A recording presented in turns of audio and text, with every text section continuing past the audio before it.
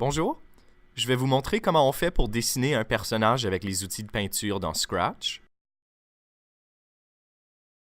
Donc, on va commencer avec l'outil en forme de cercle. En cliquant et en traînant votre souris, vous pouvez dessiner un cercle pour la tête de votre personnage. Et ensuite, on va en dessiner deux autres plus petits à l'extérieur pour ses yeux et ses oreilles.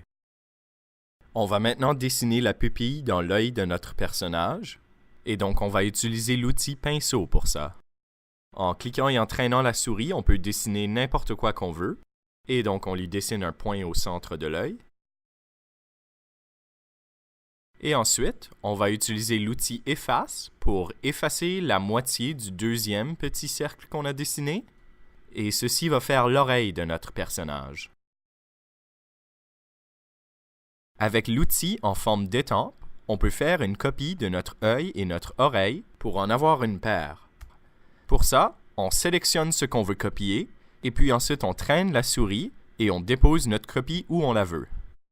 On fait ensuite la même chose avec l'oreille pour en avoir une deuxième. Et maintenant qu'on a deux yeux et deux oreilles, on peut les placer sur la tête de notre personnage. Pour ça, on utilise l'outil de sélection qui ressemble à une main devant un carré. On sélectionne ce qu'on veut déplacer, et puis ensuite on traîne l'œil et on le dépose où on le veut. Et ensuite, on peut faire la même chose avec l'oreille droite de notre personnage.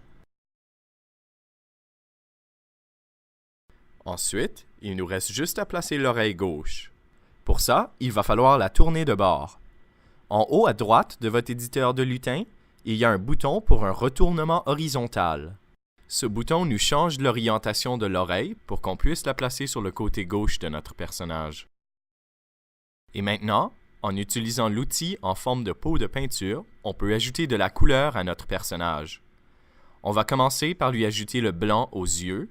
Et donc, je sélectionne le blanc et je pèse dans ses yeux. Puis ensuite, on change la couleur à orange et on lui colore la face et les oreilles.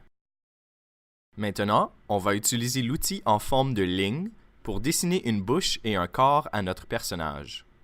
Donc d'abord, on va changer la couleur à noir. Et en pesant et en traînant la souris, on peut dessiner des lignes droites. Donc on lui dessine une bouche. Et on lui dessine des cheveux sur la tête. Maintenant qu'on a fini la tête de notre personnage, on peut lui dessiner un corps. Et pour ça, on va encore utiliser l'outil ligne.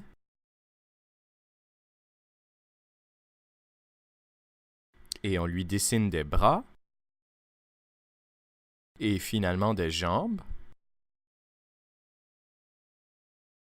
Et maintenant qu'on a terminé le corps de notre personnage, on peut lui ajouter de la couleur avec l'outil en pot de peinture.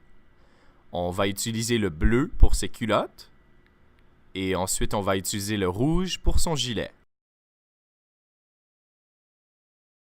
Maintenant qu'on a dessiné notre lutin, il nous reste juste à le centrer. Ceci est une étape très importante pour faire animer nos lutins. Tout au haut à droite de votre éditeur de lutin, il y a un bouton pour définir le centre du lutin. Donc, je pèse sur cette icône, et puis ensuite je pèse au centre de mon lutin. Et voilà, on a terminé notre personnage. Comme on peut voir, notre personnage est dans la scène, et si on le traîne, on peut le placer n'importe où dans la scène qu'on veut. Et puis maintenant, pour terminer, il nous reste juste à ajouter un arrière-plan à notre scène. Au bas à gauche de la liste de lutins, il y a des boutons pour créer des arrière-plans. Celui le plus à gauche nous permet d'utiliser des arrière-plans déjà faits. Un peu plus bas dans la liste d'arrière-plans, il y en a un qui s'appelle Kitchen. C'est celui-ci que je vais choisir. Et donc, je pèse sur Kitchen et ensuite je pèse OK. Et voilà, on peut placer notre personnage n'importe où qu'on veut dans la cuisine.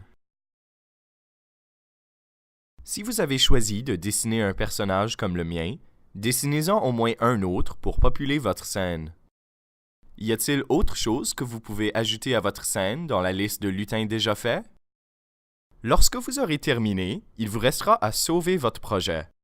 Nommez d'abord votre projet dans la barre de texte au-dessus de la scène. Ensuite, tout au haut de la page, pèsez sur Fichier et ensuite Sauvegarder maintenant. La prochaine fois que vous vous identifiez avec votre compte Scratch, vous aurez accès à votre projet et au lutin que vous avez dessiné.